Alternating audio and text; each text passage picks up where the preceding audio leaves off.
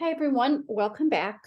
I want to go ahead and do my brief BIP, Think Aloud, for Dylan. So here's my thoughts about the BIP for Dylan. Here is kind of what I typed up for him. And if you just click on it, we can take a closer look. And you have the link in the discussion board too. So remember Dylan's preschool age. Okay, so thinking about antecedent setting event strategies. So what can we do to kind of work with those? Okay, what are some choice we can give? What are some things that we can modify or adjust? Well, when Dylan asks for the diaper, he'll be offered the potty chair, and that consistency will be really important. Offer potty breaks throughout the day to avoid stressing him out and that urgency. Give Dylan options to choose when choosing iron-rich foods. So give him choice, but have them all be iron-rich foods, all acceptable choices. Have healthy snacks available that he can get on his own. And really create the expectation. And I think sometimes this is kind of downplayed, the importance of that with around all things. But for Dylan, in the case of the expectation was to eat the food cooked for him each meal, breakfast and things like that. And also the expectation is to use the potty chair, for example. Alternative skills to be taught then. So thinking back to the FBA, how are we going to get him to use the potty chair, to eat the healthy foods, to do things like that? What does he need to be able to do? What skills need to be developed? Well, he needs to really work on following directions. It seems like he knows how to do the skills, but he needs support to do it. So sometimes teaching alternative skills is just doing that, providing support when a student already knows how to do it.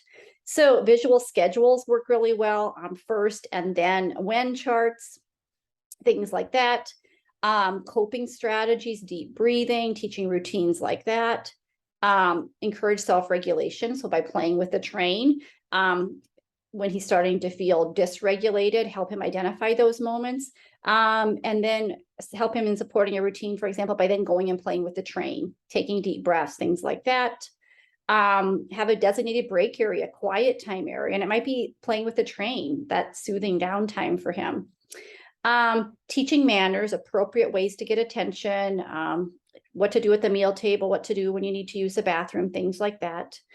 And then kind of like I talked about earlier, making choices within boundaries about preferred iron-rich foods.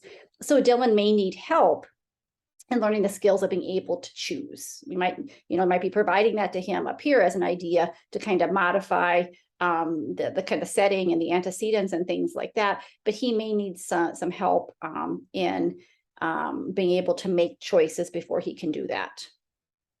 Then skill building consequence strategies. Remember, you have to have these in place. So verbal praise when he's doing the replacement behaviors, even when he's making small steps towards doing the right thing, it's like, yes, nice job. And incrementally, like we talked about, adding, a little bit more expectation as he gets better and better.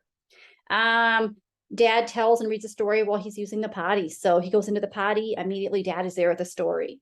Incentives. He gets desired food after eating healthy foods, maybe after eating so many pieces of whatever the iron-rich food is, and you're giving him choices there, right? Then he gets to have like a desired treat that he can, get access to. Having conversations with him at the table, making mealtime fun. And then also make healthy food fun and, take him shopping, make it into a game, like a scavenger hunt, things like that. Reduction-oriented consequence strategy. So like, especially early on, like I talk about, he's going to need support. All students are going to need support when changing behavior. So time out in the chair during dinner with consistent expectations and a process. So for example, when he is not, when he's maybe when he's not following directions, when he's refusing to eat the healthy foods and make a choice and things like that, then there'd be a process where he would do a timeout. There also could be a process where he would, put himself into like a quiet time area where he might play with the trains or something. You might want to kind of work that out. That autonomy can really help. And then, like I talked about, you need support for team members. Otherwise, no matter how good this plan is up here, the FBA, it won't work. So in this case, it's a parents. However, it probably wouldn't differ that much. We were talking about adults in a school setting. We're going to be thinking about emotional support and coaching because behavior change is rough. Oftentimes it'll take 6 to 8 weeks at a minimum, and oftentimes longer to change behavior. So those kind of working with the person, with the child, with the student are going to need emotional support and kind of sticking with it. The family also, parents may need some help with understanding proper nutrition and coaching and how to make healthy food a reward, and even also in providing him choices, and then also in like providing rewards that are food related that maybe are not the healthiest, but there's something that he really desires. And then just general probably parenting support. There's a lot going on there and the parents are doing the best they can, but just some additional, just general support, it seems like. Okay, so that's what my thoughts were for Dylan. So you might pause the video right now. You might have been pausing as I was going through. You might take a look at my document and you might tweak yours a little bit. And then I want you to go ahead and it's your turn. Try out developing a brief BIP using the brief FBA data for the student you are working with for the course project.